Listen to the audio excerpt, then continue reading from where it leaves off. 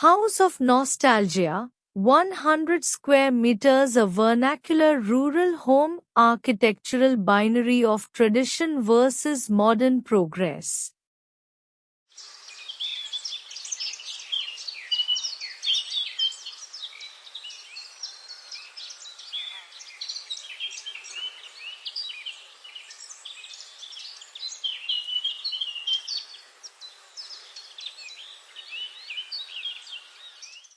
Hello, future design legends. You've just witnessed a masterpiece of architecture and design unfold before your eyes. But before you go sketching your next big idea, let's get extra cheesy for a moment. Hit that like button if this video blueprinted its way into your heart. Share this vid like you're passing along the ultimate design inspiration to your fellow creatives. Spread the vision. And if you're new here, subscribe, you brilliant first-timer. Let's build this community into a skyscraper of creativity together. Oh, and drop a comment. Tell me your thoughts, your favorite architectural style, or what design trend you're obsessed with right now. Brutalism? Mid-century modern? Let's debate. Your support is the foundation that keeps this channel standing tall.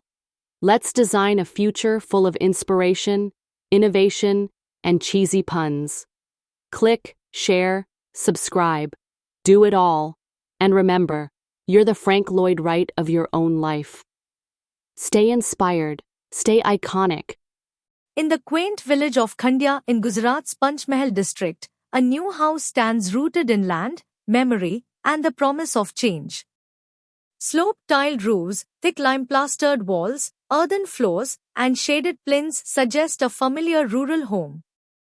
Yet this dwelling is a deliberate architectural proposition, challenging the binary of tradition versus progress. Could rural architecture evolve rather than be abandoned? Could modular design bridge the widening gap between India's transitioning rural communities and the housing being built for them? Designed for a private client, this home is a working prototype, positioned not as a vernacular revival but as a replicable model. It reclaims spatial and material intelligence embedded in rural practice and updates it to respond to today's economic, environmental, and social challenges. India's villages are in flux, families smaller, landholdings shifting, aspirations shaped by urban exposure.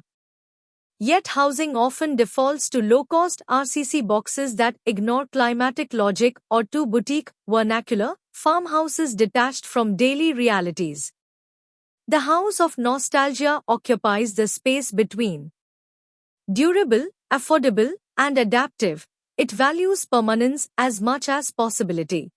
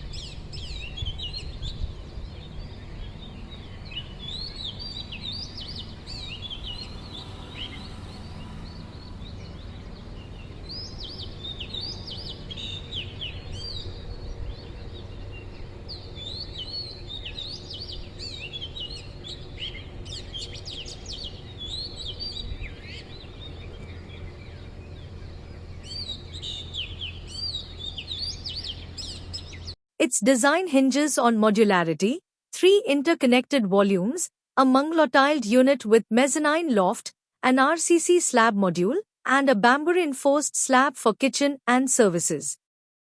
2 modules are about 40 SQM, with a 20 SQM connecting module. One of the alternatives is this project with an H-shaped layout and a construction cost of 7 lakhs rupees, $8,000 per module of 40 SQM.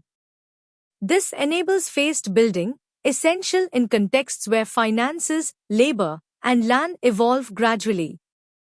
Modularity here is not a compromise but a strategy, allowing adaptation without losing spatial clarity. Material choices are local: stone, brick, lime, bamboo, reclaimed metal sections, and timber sourced nearby. Selected for performance, not sentiment, these materials ensure breathability, thermal comfort, economy, and durability.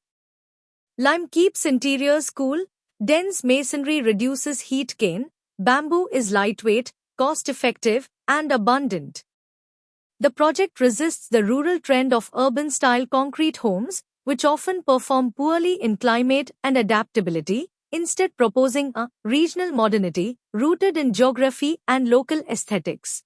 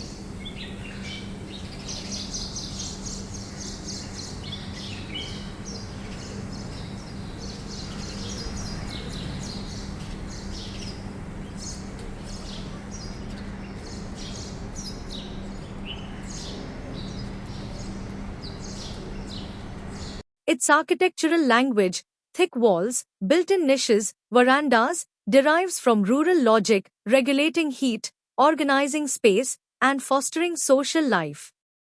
The plinth becomes a semi-public edge, the mezzanine, a playful perch, and the semi-open connectors, spaces for pause. Passive cooling is embedded in form, not applied as an afterthought. Ultimately, the House of Nostalgia is less a building than a framework, a process adaptable to specific geographies. It's about replicating an approach, using local resources, designing for incremental growth, and reinforcing regional identity through functional, quiet design. It reframes rural housing as a site of innovation rather than deficiency, suggesting that the future lies not in importing models from elsewhere but in deepening our engagement with place, memory, and modular systems that can carry forward what still works.